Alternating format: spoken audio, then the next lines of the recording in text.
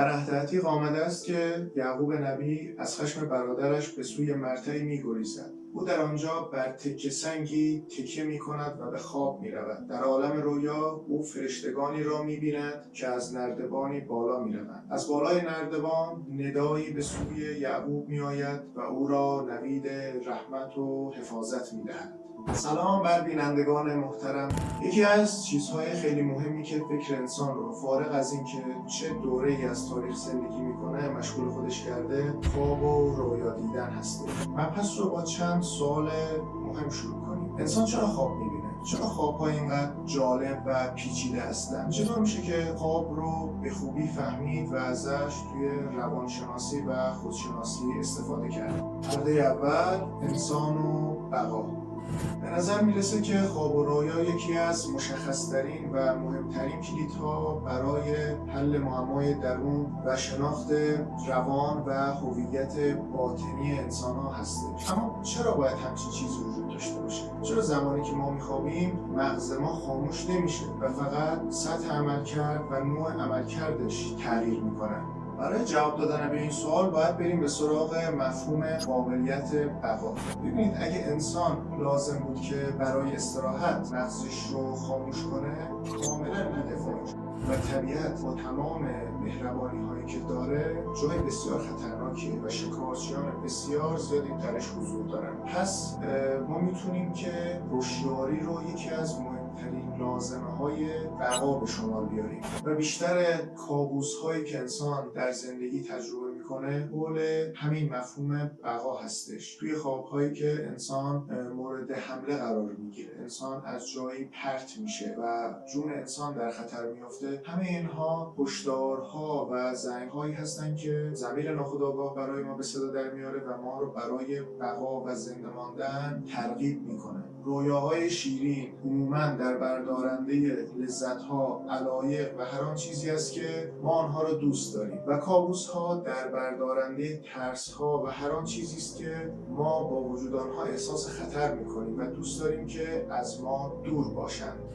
به طور کلی معتقدم که خواب و رویاها رو نباید دست کم بگیریم و باید بهشون توجه ویژه داشته باشیم. اونم به 3 دلیل عمده. اول اینکه بخش قابل توجهی از عمر ما رو به خودشون اختصاص میدن. 2 اینکه در زمان بیداری و اوقاتی که هوشیار هستیم تاثیر خیلی مهمی دارن و 3 اینکه تجربیاتی که در خواب و رویا حاصل میشه به قدری جالب و پر از مفهوم هستن که باید بهشون توجه کنیم و میتونیم ازشون خیلی چیزا یاد بگیریم و برداشت‌های خیلی جالبی میشه ازشون کرد. حلقه دوم، گذشته مرموز. بیایید با هم یک نگاهی به دوران باستان و پیش از اون بندازیم. به دوران اولیه، دورانی که پر از تلاش انسان برای فهم معنا و مفهوم خواب و رویاها. نکته بسیار مهمی که باید بهش حتما توجه داشته باشیم اینه که تو این دوره خواب یک امر کاملا الهی هستش. اون رو به خدا یا خدایان نسبت میدن. فرشتگان و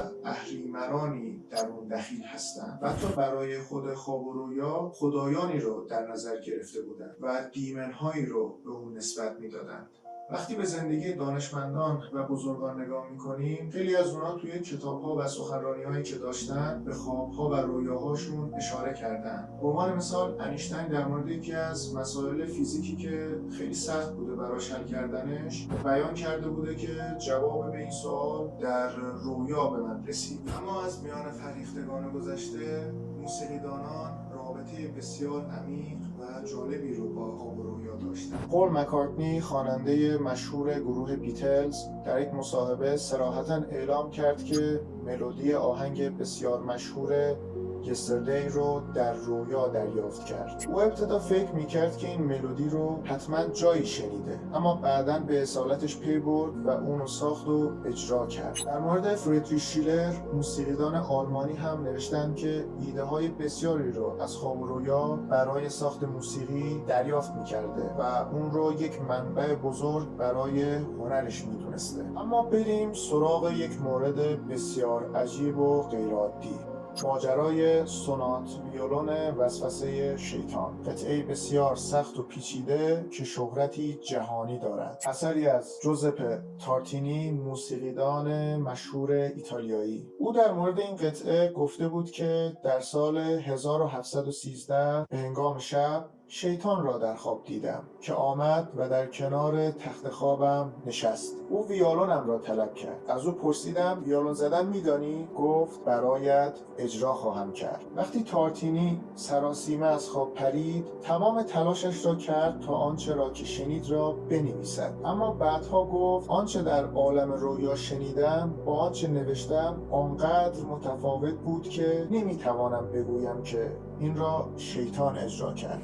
من فکر میکنم آنچه که این قطعه را برای او اجرا کرد شیطان نه، بلکه درد و رنج و بیمهری هایی بود که او در زندگی تجربه کرد. خرده سوم، دوران جدید. انسان در دوران جدید تلاش کرد که جلوه الهی و ماورای خواب رو کنار بگذاره و با نگاهی تجربی و عقلانی به سراغش بره. با رشد و پیشرفت علوم مختلف، به خصوص روانشناسی و روانکاوی، گره‌های زیادی از این کلاف باز شد. دانشمندان بزرگی مثل زیگموند فروید و کارل گوستاو یانگ قسمت‌های زیادی از عمر خودشون رو برای شناخت و فهم خواب و رویا اختصاص دادن و آثار قابل توجه و بسیار مهمی رو در مورد این موضوع نوشتن که من در اینجا شما رو دعوت می‌کنم که اونها رو حتما بخونید و کتاب تعبیر خواب و بیماری‌های روانی جناب فروید رو هم به شما پیشنهاد می‌کنم.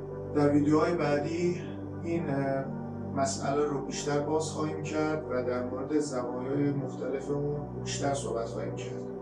کابوس، رویا و ضمیر ناخودآگاه از مهمترین مباحثی هستن که حتما باید در موردشون صحبت کنیم. پرده آخر، یک تمرین بسیار مهم. یه تمرینی رو براتون در نظر گرفتم که خیلی میتونه مفید واقع بشه و اگه دوست داشتید حتما اون رو اجراش کنید. و اون اینه که یک دفتری رو بردارید و خوابها و رویاهاتون رو، هم کیفیت خوابهاتون رو هم رویاهایی رو که تجربه کردید، هم از رویاهای شیرین، کابوس‌ها و هر آنچه که به یاد دارید رو بنویسید و اصلا به این مسئله فکر نکنید که من همه خوابم رو به یاد نمیارم، چون که واقعیت اینه که ما بیشتر اون چیزی رو که توی زمان بیداری و هوشیاری تجربه می‌کنیم رو هم به یاد نمیاریم. حالا چرا باید در مورد خواب حساس باشیم و اینقدر از اون انتظار داشته باشیم؟ نه، شما هر آن چیزی رو که به یاد دارید رو بنویسید. بعد از چند ماه و حتی چند سال، زمانی که برگردید و این دفتر رو نگاه کنید، حتما